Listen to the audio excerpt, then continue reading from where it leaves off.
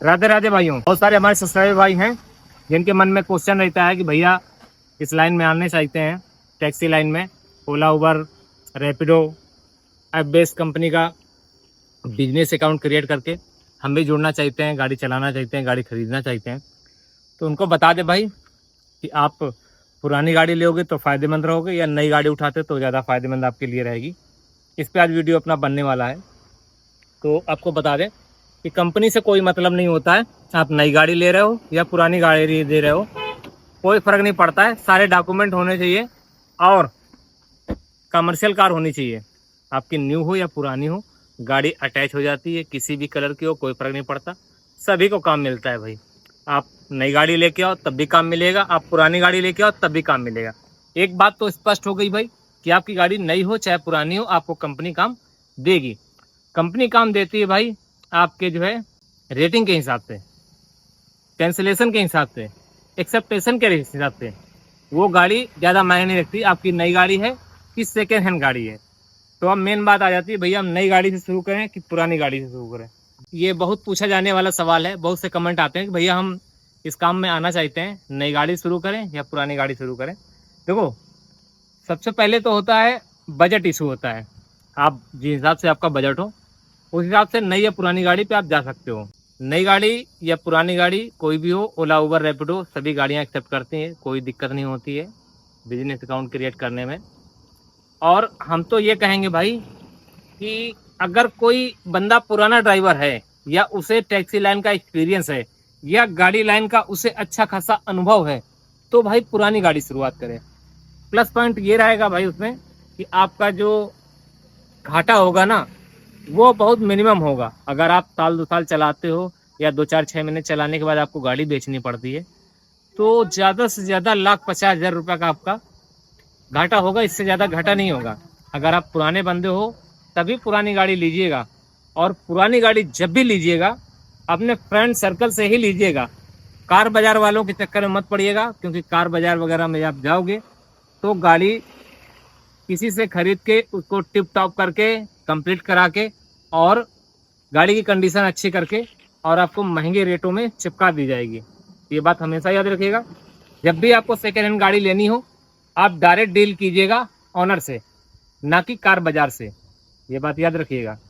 अगर आप एकदम फ्रेश बंदे हो, आपको कुछ भी जानकारी नहीं है गाड़ी के बारे में, एक्सपीरियंस आपको नहीं है, अनुभव आपको नहीं है, तो भाई नई गाड़ी की तरफ शिफ्ट हो जाइएगा। उसमें आपको कंपनी गारंटी वारंटी देगी भाई, वो आपके लिए फ़ायदेमंद होगा।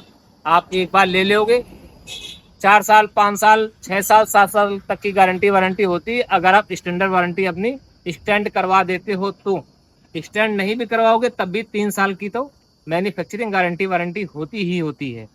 अगर आप कुछ पैसे इन्वेस्ट करोगे, कुछ पैसे ज़्यादा दोगे भाई, तो स्टैंडर्ड वारंटी आपकी स्टैंड हो जाएगी, समय बढ़ जाएगा, 3 साल से 6 साल हो जाएगा। और किलोमीटर की बात करें तो 1 लाख से बढ़ के 1,60,000 किलोमीटर हो जाएगा। न्यू गाड़ी की बात कर रहा हूँ। पुरानी गाड़ी लेते समय भी आप ये ध्यान रख सकते हो कि हम जो गाड़ी ले रहे हैं उसमें अभी अंडर वारंटी है कि नहीं है। अंडर वारंटी है तो अभी इसमें कितनी वारंटी बचा हुआ है, कितना समय बचा हुआ है, कितने किलोमीटर बचा हुआ है, ये भी आपको ध्यान रखना पड़ेगा। आप गाड़ी का नंबर बताइए और किसी भी एडवाइज़र से आप गाड़ी का नंबर बता के गाड़ी की हिस्ट्री की जानकारी ले सकते हो। उसमें कोई पैसे वगैरह नहीं पड़ते हैं। तो गाड़ी सेकेंड हैंड ले रहे हो तो हिस्ट्री की जानकारी आप कीजिएगा। गाड़ी कब एक्सीडेंटल हुआ है, कितनी बार एक्सीडेंट हुआ है, कितनी बार क्लेम हुआ है, कब कब गाड़ी सर्विसिंग पे गई है, कंपनी में गई है, क्या क्या उसमें काम हुआ है, सारी चीज़ें मेंशन होती हैं सर्विस हिस्ट्री में। अगर पुरानी गाड़ी ले रहे हो तो बहुत मायने रखता है भाई। न्यू गाड़ी ले रहे हो तब तो कोई मतलब ही नहीं, पैसा फेंको तमाशा देखो, इसमें आपको रिस्क नहीं रहेगा।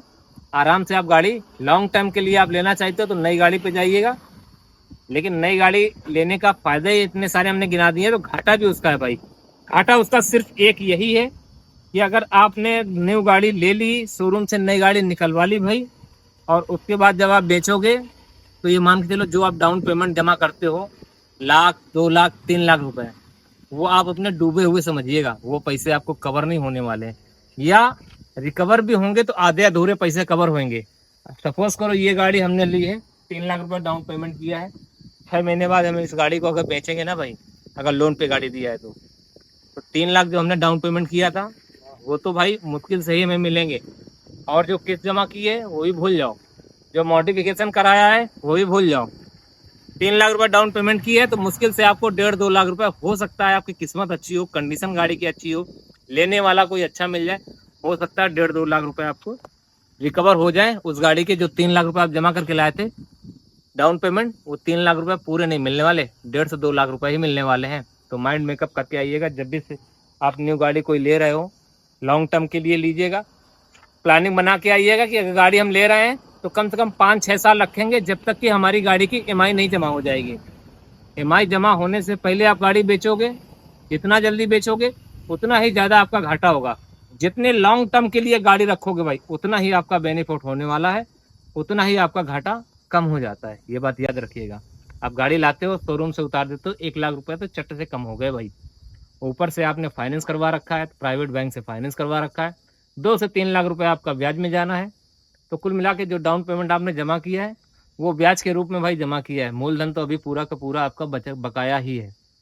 तो जब भी गाड़ी लाएं तो हम तो कहते हैं भाई, इस धंधे में प्लान कर रहे हो तो सबसे पहले किसी दूसरे की गाड़ी कुछ दिन चला लो, 2-4-6 महीने, आपको एक्सपीरियंस हो जाएगा, अपने ऊपर भरोसा हो जाएगा, आपको इस काम का अनुभव हो जाएगा, आपको कॉन्फिडेंस हो, तो इस लाइन में आइए। और पुराने हो, अनुभव है आपके पास, गाड़ियों के बारे में अच्छी जानकारी है, गाड़ी को आप रीड कर सकते हो, या आपका कोई यार मित्र है जो गाड़ियों के बारे में अच्छी जानकारी रखता है, आपको उस पर भरोसा है, तो आप पुरानी गाड़ी भी ला सकते हो। लेकिन अगर न्यू बंदे हो, आपको कोई गाड़ी के बारे में जानकारी नहीं है, तो भाई इन सब झमेलों से बचना है कि आप नई गाड़ी लाइएगा, जब भी लाइएगा देर में आइएगा, दुरुस्त आइएगा, आपको बार बार पछताना नहीं पड़ेगा। क्योंकि पुरानी गाड़ी आप लाए, आए दिन मैकेनिक के पास, मिस्त्री के पास खड़े रहोगे, आपकी जेब तो ढीली होगी, ऊपर से कस्टमर भी आपके टूटेंगे, कंपनी आपकी रेटिंग भी खराब करेगी। अगर प्राइवेट कस्टमर लेके जा रहे हो तो कस्टमर भी आपसे छिटक जाएंगे, बिदक जाएंगे, आपसे दूर हो जाएंगे, पार्टी खराब हो जाएगी। ये बहुत सारी भाई दिक्कतें आती हैं अगर आपकी गाड़ी में कोई प्रॉब्लम आती है, बीच रास्ते में खड़ी हो जाती है या पंचर हो जाती है, स्टेपनी आपके पास नहीं होती है, तो कस्टमर कहीं ना कहीं भाई परेशान होता है। परेशानी तो आपको भी होगी, लेकिन आपसे ज़्यादा भाई परेशान कस्टमर होता है, क्योंकि वो अपने समय से निकलता है, मंजिल तक पहुंचना चाहता है, उस चीज़ का आपको पैसा देता है, और जब वो समय से नहीं पहुंच पाता तो कहीं ना कहीं उसको माइंडली डिस्टर्ब होता है भाई, और आपका कस्टमर वो आपसे दूर जा सकता है, छूट सकता है। तो आपको तो बात समझ में आ गई होगी। कंपनी कोई सी भी हो, आप नई गाड़ी ले रहे हो या पुरानी गाड़ी अटैच कर रहे हो, कोई फ़र्क नहीं पड़ता है, गाड़ियाँ अटैच कर लेती हैं कंपनियां, कोई दिक्कत नहीं होती, किसी भी कलर की हो, किसी भी वेरिएंट की हो, टॉप मॉडल हो, बेस मॉडल हो, या फिर सेकंड टॉप मॉडल हो, किसी भी मॉडल गाड़ी हो लग जाती है। किसी भी कलर की गाड़ी हो कंपनी लग जाती है। गाड़ी कितनी भी पुरानी हो, 2-4, 8 साल, 10 साल लग जाती है, कहीं कोई दिक्कत नहीं है। लोग बोलते हैं 5 साल तक की गाड़ी लगती है, ऐसा भाई नहीं है, ये सरासर झूठ है। आप 8-10 साल पुरानी भी गाड़ी लाइए, वो भी गाड़ी अटैचमेंट हो जाएगी, सारे पेपर कंप्लीट होना चाहिए, कमर्शियल होना चाहिए, याद रखिएगा। गाड़ी लेने से पहले एक बार, अगर सेकेंड हैंड गाड़ी ले रहे हो तो एक बार किसी वेंडर से गाड़ी का नंबर बता के चेक जरूर करा लीजिएगा कि गाड़ी ब्लैक लिस्ट तो नहीं है ओला के अकाउंट में। अगर ब्लैक लिस्ट हुई तो ओला के प्लेटफॉर्म पे वो गाड़ी नहीं चल पाएगी, आपके लिए बेकार गाड़ी है वो। सेकेंड हैंड गाड़ी लेते समय कुछ जानकारियाँ आपके पास होनी चाहिए, जैसे कि गाड़ी पे कोई केस वगैरह तो नहीं है, आपराधिक केस वगैरह तो नहीं है, कोई केस वगैरह तो नहीं हो गया है, कोई चालान वगैरह तो ऐसा नहीं है जिससे हम पेड ना कर सकें और आगे चल के ट्रांसफ़र कराने वगैरह में दिक्कत हो। तो पुरानी गाड़ियाँ लेते समय बहुत माइंड का खेल है भाई। अगर आपके पास एक्सपीरियंस है तब तो मैं बोलूँगा पुरानी गाड़ी की तरफ जाइए और डायरेक्ट डील कीजिए, किसी कार बाजार वगैरह के चक्कर में मत पड़िए, नहीं तो वहाँ भी लीप पोत के आपको गाड़ी पकड़ा दी जाएगी और महीनों लग जाते हैं ट्रांसफ़र होने में। या बैंक से खींची हुई गाड़ी है तो उसमें भी बहुत सारे भाई लफड़े होते हैं, क्योंकि हो सकता है कई बार वो गाड़ी जिसके नाम होती है वो ट्रांसफ़र करने के लिए तैयार नहीं होता है, जो फॉर्म होता है उस पर साइन नहीं होते हैं, या फिर वो फॉर्म ही खो जाता है, तो फिर वो उसी के नाम की ही गाड़ी आपको चलानी पड़ेगी और जब कभी बेचोगे तो सही कीमत बिकेगी भी नहीं।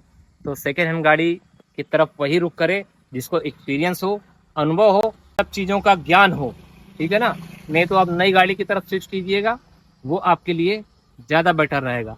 कंपनियों का कोई इशू नहीं है, आप वेल मेंटेन गाड़ी होनी चाहिए, 10 साल पुरानी भी गाड़ी होगी तब भी चलेगी, लेकिन गाड़ी कोशिश ये कीजिएगा अगर आप सेकेंड हैंड ले रहे हो तो ऊंचा मॉडल लो, ऊंचा मॉडल का मतलब कम समय की गाड़ी हो। 2000 जैसा कि 26 चल रहा है तो 22 हो, 23 हो, 24 हो, 25 हो, 26 हो, इस तरह गाड़ियाँ हों। और गाड़ियाँ मॉडल के हिसाब से बिकती हैं। मॉडल और कंडीशन दोनों चीज़ें मायने रखती हैं।